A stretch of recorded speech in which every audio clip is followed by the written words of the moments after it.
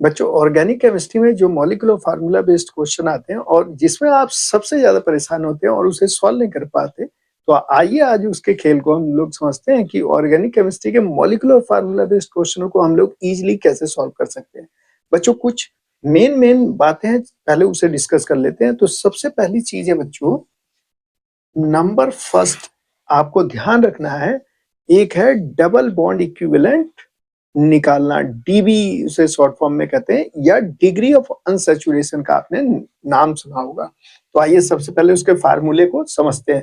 देखिए कोई भी मॉलिक्यूलर फार्मूला बेस्ड जो क्वेश्चन आता है बच्चों, उसमें हमेशा ध्यान रखिएगा उसमें क्या गिवन होगा, या तो कार्बन होगा, या तो कार्बन होगा, हाइड्रोजन होगा, नाइट्रोजन होगा, ऑक्सीजन होगा, या हेलोजन होगा। इससे मिलकर ही कोई मॉलिक्यूलर फार्मूला बनेगा। समझ पाए क्या? तो सबसे फर्स्ट जो पॉइंट है बच्चों, वो आपको ध्यान रखना है कि मॉलिक्यूलर फार्मूला या तो कार्बन हाइड्रोजन से बना होगा, या इन तीनों से मिलके, या ऑक्सीजन के साथ, या एक्स के साथ। ठीक है, इतनी बात समझ में आई? तो हम इस मॉलिक्यूलर फार्मूले को देखते ही हमें क्या कैलकुलेट करना पड़ेगा, dB. DB means double bond equivalent value निकालनी होगी, या इसी को आप लोग क्या कहते हैं, डीयू कहते हैं, डिग्री ऑफ अनसैचुरेशन। तो उसकी वैल्यू कैसे निकालेंगे बच्चों? तो इसके लिए फार्मूला यूज करेंगे C+1 minus H+X minus N upon 2। इस फार्मूले को आपको ध्यान रखना है बच्चों, मोस्ट मोस्ट इंपोर्टेंट है। और मैंने इसका नाम दिया है, देखो बच्चों, इसका मैंने नाम दिया है, यह है अलादीन का चिराग। समझ रहे हैं? अलादीन का लैंप है ये, समझ लीजिए। जैसे जिनसे कोई भी कहता था कि आप मेरे लिए वर्क करो, वो वर्क कर देता। तो ये जो है, ये अलादीन का लैंप है। अगर इसे आपने ध्यान रखा तो मॉलिक्यूलर फार्मूला बेस्ड क्वेश्चन चुटकी में आप सॉल्व कर देंगे। तो इसे ध्यान रखना है। अब यहाँ पे हमने एक्स हेलोजन को तो ऐड किया है और नाइट्रोजन को माइनस किया है। एन मीन्स निगेटिव, माइनस किया है। तो इसे अभी ध्यान रखिए। अगर इसके डिटेल को देखना चाहेंगे तो अभी हम इसका डिटेल वीडियो बनाएंगे, जहां पे ये सब आपको पता चलेगा कि हमने नाइट्रोजन एटम को क्यों माइनस किया, हेलोजन को क्यों ऐड किया। ये सब चीजें हम बाद में डिस्कस करेंगे, लेकिन अभी हम बोर्ड की बातें कर रहे हैं। ठीक है बच्चों? तो अब देखिए, इसके बाद जब इसकी आप वैल्यू निकाल लेंगे, तब आपको क्या क्या ध्यान रखना है। देखिए फर्स्ट पॉइंट ध्यान रखना है बच्चों, या तो आपको क्या दिया होगा, कार्बन और हाइड्रोजन। अगर आपको दिया है कार्बन और हाइड्रोजन, मतलब मॉलिक्यूलर फार्मूला जो है उसमें सिर्फ क्या गिवन है बच्चों, कार्बन और हाइड्रोजन। तब डीयू की वैल्यू कितनी आए, मान लीजिए डीयू की वैल्यू आ गई 0। डिग्री ऑफ अनसैचुरेशन या डीबी, उसकी वैल्यू कितनी आ गई, 0। इट मीन्स जो गिवन कंपाउंड है वो क्या है बच्चों, एल्केन होगा। ध्यान रखना है। अगर डीयू की वैल्यू आ गई 1, तो वो क्या होगा, एल्कीन होगा। समझ गए? डीयू की वैल्यू 1, तो इसका मतलब वहां एक डबल बॉन्ड होगा। ठीक है? अब यहाँ पे देखिए, अगर डीयू की वैल्यू 2 आ गई, तो वो क्या होगा, डाईइन हो सकता है या फिर एल्काइन हो सकता है बच्चों। लेकिन ये सब हम कहाँ पे स्टडी करेंगे, फर्स्ट ईयर में, तो हम इसके डिटेल में नहीं जाते हैं। मैं एल्केन, एल्किन और एल्काइन के डिटेल में नहीं जा रहा हूँ। मैं बात कर रहा हूँ 12th बोर्ड एग्जाम के बारे में। तो हम इसके हाइड्रोकार्बन के बारे में ज्यादा स्टडी नहीं करेंगे। बस ये ध्यान रखिएगा, ये हमने क्लास 11th में देखा था बच्चों। अब आइए, अब हम अब देखना बच्चों, अब हम आगे देखते हैं। सपोज कीजिए सेकंड नंबर पे, अभी हमने देखा जब कार्बन और हाइड्रोजन दिया हो। सपोज कीजिए अब आपको गिवन है कार्बन, हाइड्रोजन और एक हेलोजन। कितने एटम ऑफ एक्स कितने दिए हैं बच्चों, ओनली 1। ठीक है, कितने दिए हैं, ओनली 1। समझ रहे हैं? केवल एक दिया है हेलोजन एटम। तब सपोज कीजिए अगर हमने इसकी डी की वैल्यू निकाली, डी की वैल्यू हमने निकाली और डी की वैल्यू कैसी आ गई? 0। इट मीन्स ये क्या है?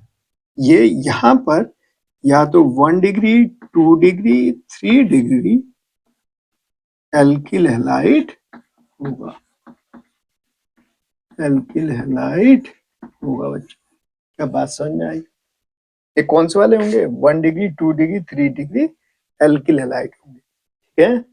अब ऐसी कंडीशन भी हो सकती है कि कार्बन हो, हाइड्रोजन हो और हेलोजन कितने दिए हो? ये मान लीजिए 2 दे दिए। पहले कितने दिए थे? 1। अब हेलोजन कितने हैं? 2। और यहाँ पे डी की वैल्यू आ गई बच्चों 0। तब यहाँ पे 2 कंडीशन होंगी, एक जेमिनल, सुनिएगा ध्यान से, और दूसरा क्या होगा बच्चों? बिसिनल। अब यहाँ पे अधिकतर बच्चे हो जाते हैं कंफ्यूज कि जेमिनल में क्या होगा और बिसिनल में क्या होगा। तो बच्चों आपको ध्यान रखना है। कैसे? जो जेमिनल होगा इसमें कितने आई हैं? ओनली 1 आई है। इट मीन्स इसका मीनिंग ये हुआ कि एक कार्बन पर 2 हेलोजन ग्रुप होंगे। समझिए क्या? जेमिनल में ओनली 1 आई है बच्चों, ये देखिए।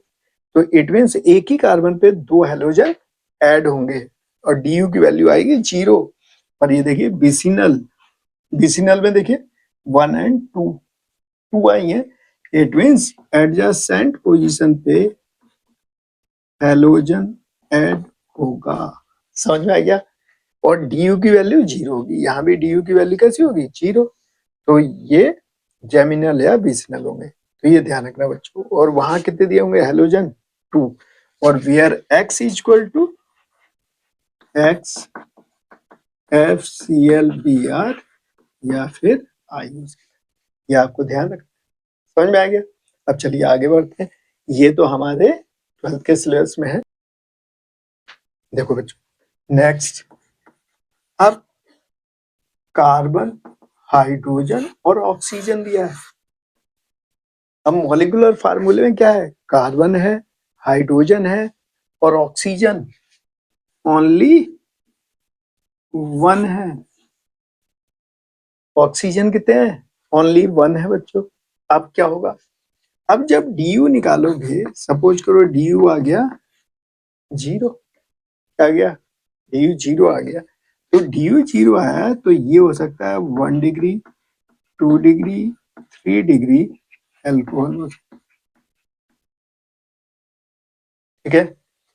या तो वो एल्कोहल है, 1 डिग्री, 2 डिग्री, 3 डिग्री एल्कोहल है, या फिर ईथर हो सकता है। खुद सोचिए, एल्कोहल में एक एल्कोहल में एक ऑक्सीजन होता है और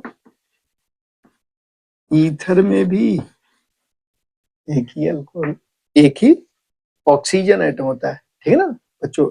मतलब अल्कोहल ग्रुप में भी एक ऑक्सीजन, ईथर ग्रुप में भी एक ऑक्सीजन। समझ गए?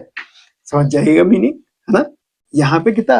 1 ऑक्सीजन, मतलब 1 ऑक्सीजन में या तो अल्कोहल या ईथर। समझ गए? अब देखिए आगे। अभी ऐसी भी पॉसिबिलिटी हो सकती है कि डी की वैल्यू, सारा खेल डीबी और डी पे चल रहा है। मतलब अलादीन का लैंप है ये, अलादीन का चिराग। जैसे ही आप इससे बात करोगे, अलादीन के लैंप से, मैंने क्या नाम रखा उसका? अलादीन का चिराग है। उससे जैसी आप बात करोगे वो आपको बताने लगेगा। अगर डी बना है तो वो आपको बताने लगेगा कि या तो मैं क्या हूं? एल्डिहाइड, या फिर मैं क्या हूं? कीटोन। देखिए, क्योंकि डी 1 होते ही वो अपने बारे में बताएगा, या तो मैं एल्डिहाइड हूं या कीटोन। समझ में आने लगा? तो ये आपको ध्यान रखना है कि अगर डी 1 होता है तो ये एल्डिहाइड या कीटोन है। तो 1 वाले ये आपको ध्यान रखने हैं। अब ऐसी पॉसिबिलिटी देखिएगा बड़े ध्यान से।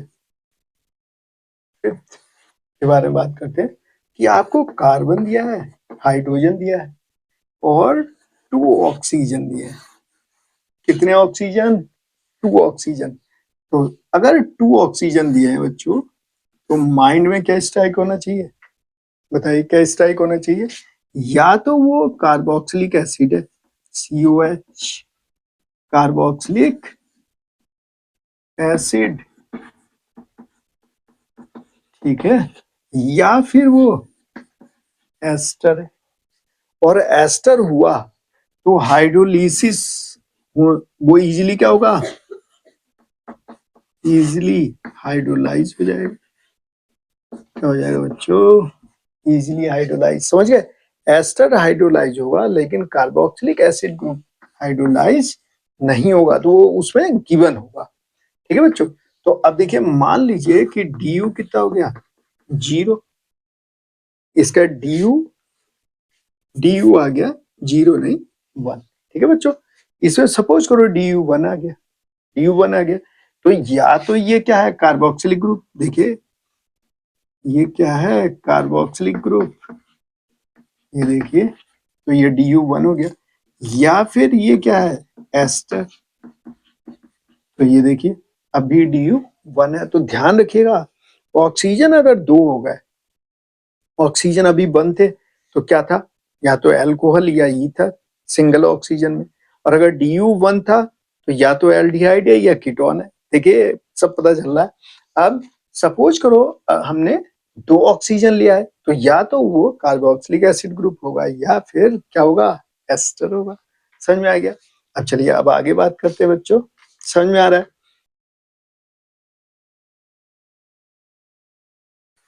अब देखिए बच्चों, यहाँ पे दिया है कार्बन, यहाँ दिया हाइड्रोजन, यहाँ दिया नाइट्रोजन। सपोज करो ये दे दिया आपको, क्या दे दिया, कार्बन दिया है, हाइड्रोजन दिया है और नाइट्रोजन दिया है। अब यहाँ पर सपोज कीजिए डी आया 0, तो ये क्या होगा, ये होगा बच्चों 1 डिग्री, 2 डिग्री, 3 डिग्री एमीन होगा। अगर डी 0 है तो 1 डिग्री, 2 डिग्री, 3 डिग्री एमीन होगा। और सपोज करो बच्चों अगर डी 2 दे दिया, तो यहाँ 2 पॉसिबिलिटी हो जाएगी, यहाँ 2 पॉसिबिलिटी हो जाएगी, या तो यहाँ पे होगा आइसो साइनाइड, या फिर हो जाएगा साइनाइड। तो या तो यहाँ पे एनसी ग्रुप होगा या सीएन ग्रुप होगा। समझ गए क्या, समझ गए? तो या तो यहाँ पे एनसी ग्रुप होगा या सीएन ग्रुप, तो उसकी डी की वैल्यू कितनी होगी, 2। समझ गए? तो डी की वैल्यू 2 होगी आइसोसाइनाइड, और डी की वैल्यू 0, तो ये हो गया आपका 1 डिग्री, 2 डिग्री, 3 डिग्री एमाइन। समझ गए? चलिए आपको गिवन हो सकता है कार्बन, हाइड्रोजन, नाइट्रोजन और ऑक्सीजन, ये हो सकता है। ठीक है बच्चों, कितने, ऑक्सीजन 1 एटम, कितने एटम दिए, 1 एटम। ठीक है बच्चों, अब ध्यान दीजिएगा, अब क्या होने वाला है, समझ पा रहे हैं या नहीं? अब देखिए अब क्या होने वाला है, यहाँ पे अगर डी की वैल्यू 1 आ गई, तो यहाँ कौन सा ग्रुप होगा, खुद देख लीजिए, CONH2, इसे क्या कहते हो आप, ये होगा बच्चों एमाइड ग्रुप। और ये अपने सिलेबस में डी की वैल्यू कितनी आएगी, 1, तो देख लो 1 पे डबल बॉन्ड है, तो ये क्या हो गया, एमाइड ग्रुप। क्या समझ पाए? आपको जो मॉलिक्यूलर फार्मूला बेस्ड क्वेश्चन आएंगे बच्चों, इसके अलावा और कोई नहीं आने वाला है, ये हमारा सिलेबस है। ठीक है, एनसीईआरटी का मैंने पूरा कवर अप कर दिया। जो एबीसीडी वाले क्वेश्चन आएंगे जो मॉलिक्यूलर फार्मूला बेस्ड होंगे, उसे इस तरह से हम लोग चेक करेंगे। ठीक है, अब मोस्ट इंपोर्टेंट बात बताने जा रहा हूँ। अब देखिए, अब मैंने क्या बताया था बच्चों कि जो डी आप निकाल रहे हैं, जो डी का फार्मूला है या डबल बॉन्ड इक्विवेलेंट का जो फार्मूला है वो क्या है, C+1 minus H+X minus N/2, यही था। अब एक बात ध्यान दीजिएगा, अगर डी की वैल्यू, सुनना बच्चों, ग्रेटर देन इक्वल टू 4 हो जाए, डी की value greater than equal to 4 हो जाए, तब जो मॉलिक्यूलर फार्मूला गिवन होगा वो क्या होगा, एरोमेटिक। वो आपको एरोमेटिक गिवन है, ध्यान रखिएगा, मोस्ट इंपॉर्टेंट है बच्चों। दूसरा, अगर डी की वैल्यू लेस देन 4 हो जाए तो जो गिवन कंपाउंड है वो होगा एलिफेटिक। क्या बात समझ में आई? अब देखिए प्रूफ भी कर देते हैं। सपोज करो मैंने ये लिया बच्चों, यहां पर ये ले लिया, ठीक है।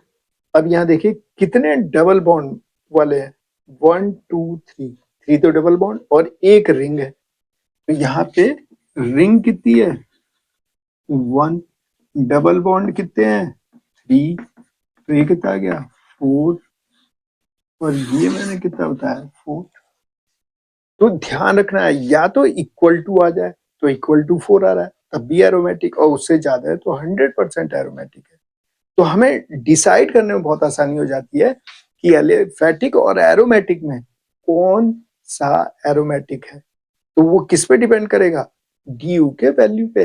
अगर डी की वैल्यू मोस्ट इंपोर्टेंट है बच्चों, डी की वैल्यू अगर ग्रेटर देन इक्वल टू 4 होगा तो आप समझ जाइए वो एरोमेटिक है, और डी की वैल्यू लेस देन 4 है तो एलिफेटिक। इसीलिए मैंने इस डी या डीबी का नाम जो दिया, मैंने क्या कहा इसे, ये मॉलिक्यूलर फार्मूला बेस्ड क्वेश्चनों के लिए अलादीन का चिराग है बच्चों। ये क्या है, ये लैंप ऑफ अलादीन है।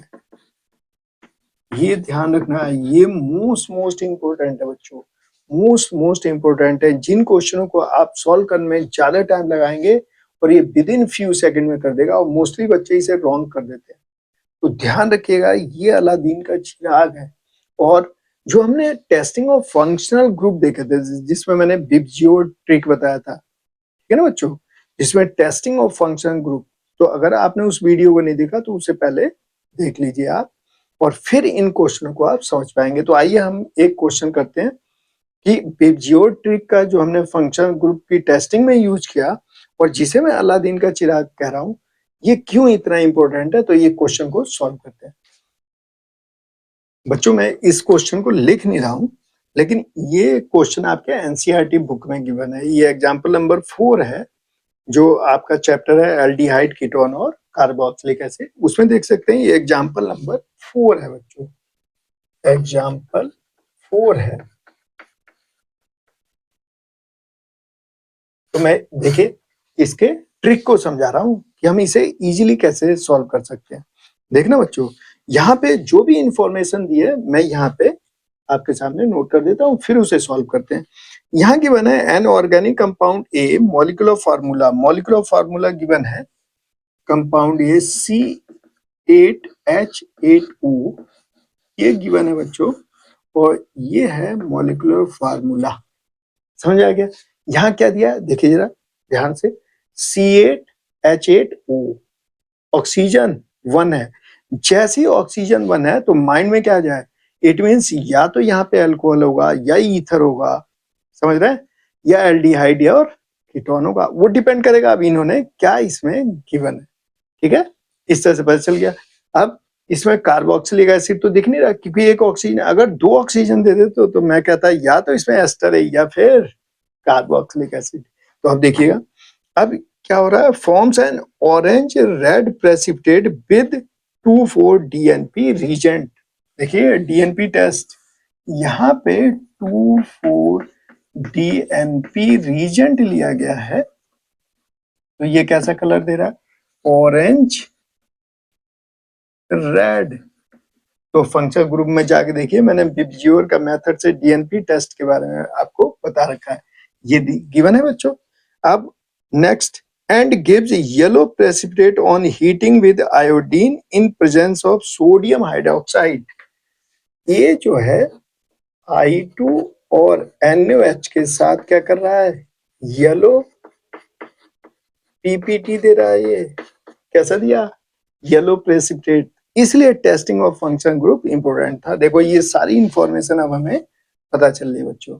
यहाँ दिया है आयोडीन से रिएक्शन हो रही है in the presence of sodium hydroxide, और क्या रहा है, येलो प्रेसिपिटेट। अब आगे देखते हैं, it neither reduces Tollens Fehling. अब देखो बच्चों, यहां गिवन है कि ये निगेटिव टेस्ट दे रहा है, निगेटिव टेस्ट विथ टॉलरेंस, ठीक है, टॉलन भैया के साथ, एंड फेलिंग रीजेंट इसके साथ कैसा, निगेटिव टेस्ट। तो इससे क्या पता चल रहा है बच्चों कि इसमें CHO प्रेजेंट ही नहीं है, इसमें COOH ग्रुप जो है ये तो नहीं है, ये पता चल गया, समझ में आया। अच्छा, ये टेस्ट दे रहा है तो आपको क्या पता चल रहा है, इससे ये पता चल रहा है कि यहाँ पे क्या है, कार्बोनिल ग्रुप है, उसकी प्रेजेंस है। अच्छा, ये दे रहा है तो इसका क्या है, मैंने सिखा रखा है आपको, जिन्होंने नहीं देखा वो वीडियो जाके देखिए। 100% ये तो होना ही चाहिए, मैंने बताया था कि अल्फा पोजीशन पे कितने 3 अल्फा हाइड्रोजन का होना कंपलसरी है बच्चों। तो ये तो ग्रुप 100% होगा क्योंकि CHO है ही नहीं। और अगर इसने ये आइडोफॉर्म टेस्ट दिया, ये क्या है, आइडोफॉर्म टेस्ट, तो अल्फा पोजीशन पे ये ग्रुप है बच्चों, ये क्या है, ये ग्रुप, तो ये अल्फा, तो अल्फा पोजीशन पे 3 हाइड्रोजन का होना कंपलसरी है, मैंने बताया था आपको, अगर नहीं देखा तो वहां जाके देख लीजिए। अब आगे देखिए, nor does it decolourise bromine water and Baeyer's reagent, उसके साथ भी negative, negative test Baeyer's reagent and bromine water dechlorize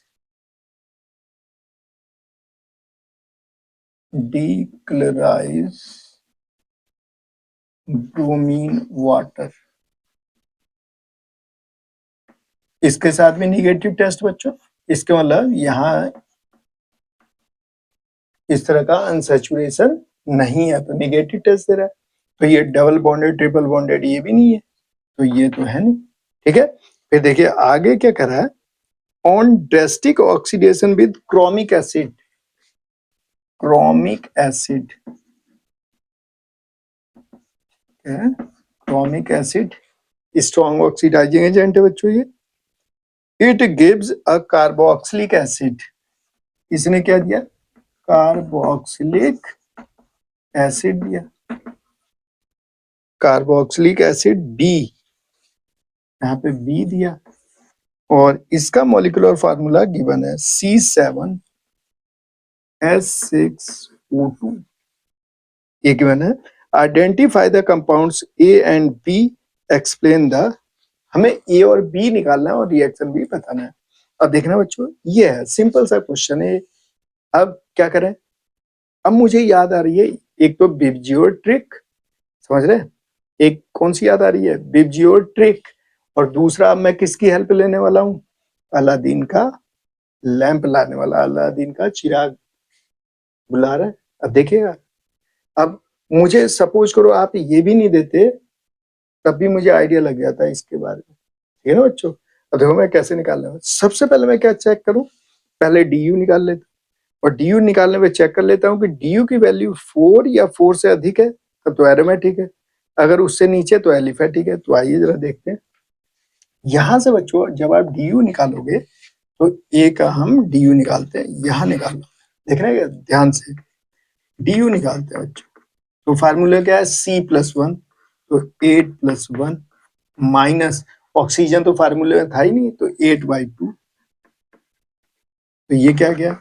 9 - 4, value कितनी आई बच्चों 5, 100%, ये क्या हो गया, एरोमेटिक, समझ में आई क्या बात, 100% एरोमेटिक। अब फिर थोड़ा सा माइंड लगा लीजिए, अगर ये एरोमेटिक है, ठीक है बच्चों, तो ये जरा देखिएगा, अगर ये एरोमेटिक है तो ये हमारा क्या हो गया, बेंजीन रिंग, बेंजीन रिंग, देखिएगा यही है बेंजीन रिंग, ठीक है बच्चों, यही है ना। अब यहां से एक, यहां से क्या करो, हटाओ, तभी तो कोई ग्रुप जोड़ोगे ना, जब एक H हटेगा तभी तो ग्रुप जोड़ोगे।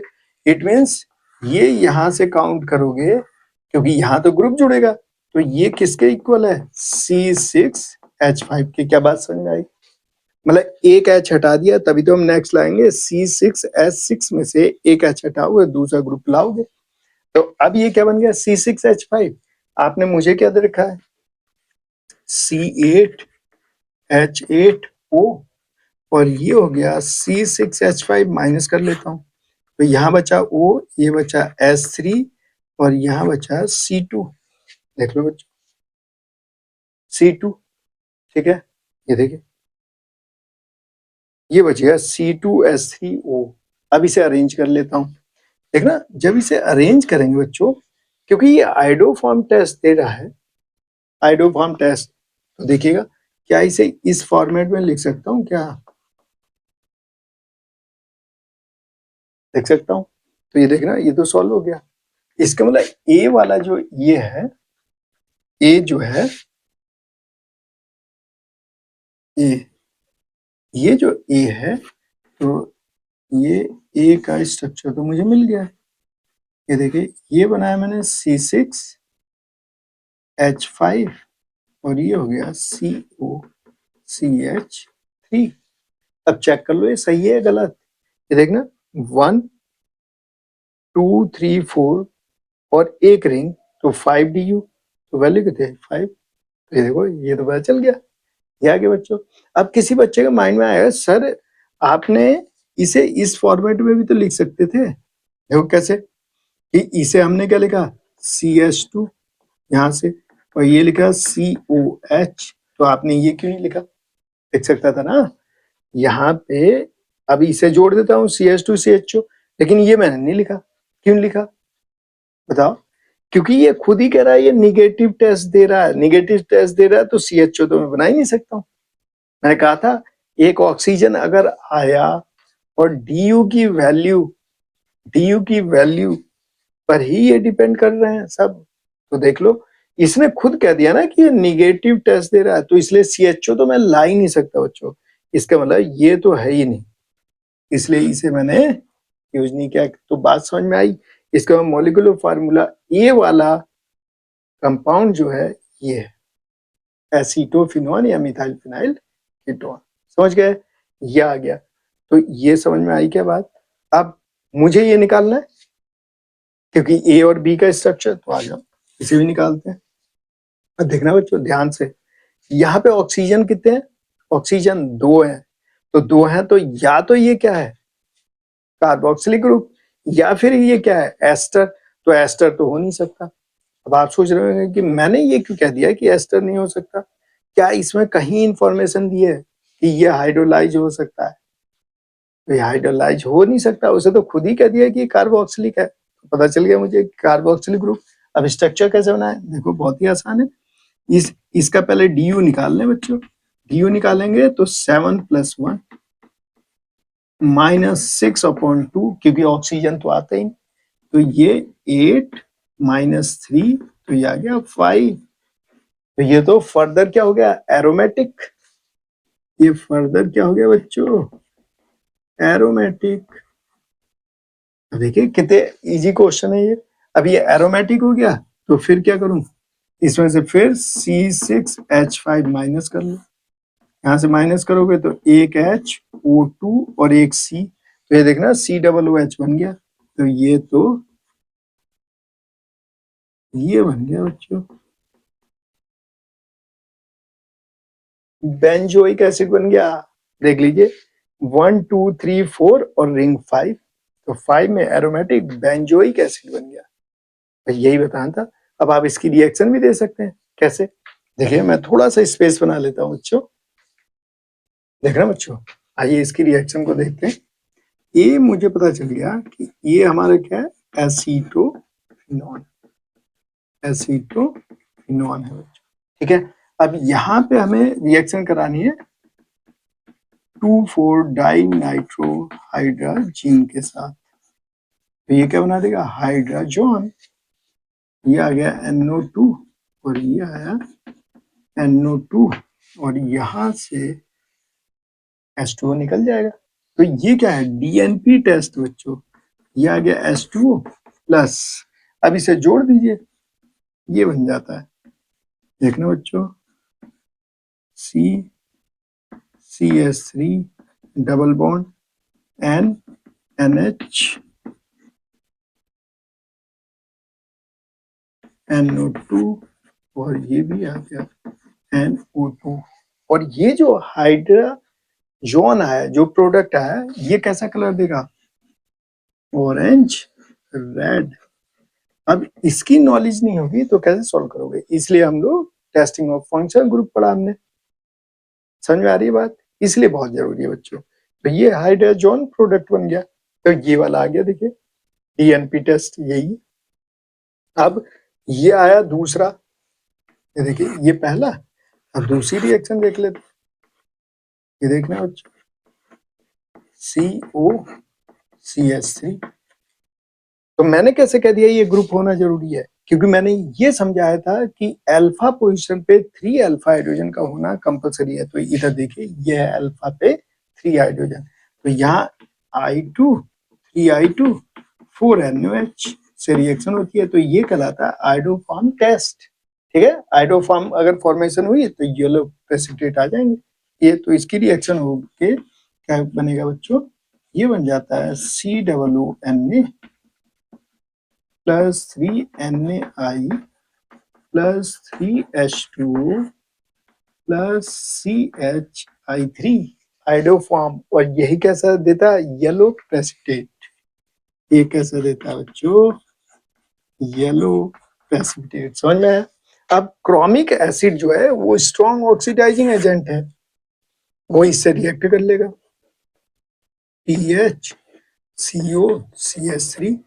और ये है बच्चों क्रोमिक एसिड, तो इसके साथ ये बन जाता है PHCOOH। देखना बच्चों क्या होगा यहाँ पे, ये क्रोमिक एसिड, ये स्ट्रॉन्ग ऑक्सीडाइजिंग एजेंट है। इसकी जगह पे हो सकता था एसिडिक K2Cr2O7 दिया हो, एसिडिक KMnO4 दिया, ये सब स्ट्रॉन्ग होते हैं। तो ये क्या करेगा, ये इनॉल फॉर्म में, मतलब अल्फा हाइड्रोजन का होना इसमें भी कंपलसरी है, तो ये क्या करते हैं, ये इनॉल फॉर्म में कन्वर्ट कर लेगा अपने आप को, COH डबल बॉन्ड CH2, और फिर ये यहां से टूट जाते हैं। तो ये PHCOOH ये फॉर्मिक एसिड बनेगा बच्चों, एक कार्बन फॉर्मिक एसिड, और फॉर्मिक एसिड भी H2 और CO2 में टूट जाएगा, इसलिए ये क्या बन गया? Benzoic acid. यहाँ पे क्या हो गया? इसका ऑक्सीडेशन। तो इस तरह से हम लोग इन क्वेश्चनों को सॉल्व करते हैं। तो ध्यान रखिएगा कि डबल बॉन्ड इक्विवेलेंट मेथड और DU निकालना सबसे ज्यादा जरूरी है। अगर आप DU सही तरह नहीं निकाल पाए और DU निकालने में गलती कर दी तो ये क्वेश्चन आप सॉल्व नहीं कर पाएंगे। 100% ये क्वेश्चन क्या हो जाएगा? रॉन्ग हो जाएगा बच्चों। तो आपको ध्यान रखना है। और फिर मैं आपसे कहूंगा कि अगर आप लाइफ में प्रोग्रेस करना चाहते हैं और आगे बढ़ना चाहते हैं तो हमेशा अपने माता पिता, गुरु और अपने से बड़ों का सम्मान कीजिए। Love you all, bye bye. फिर मिलेंगे नेक्स्ट वीडियो में। Thank you.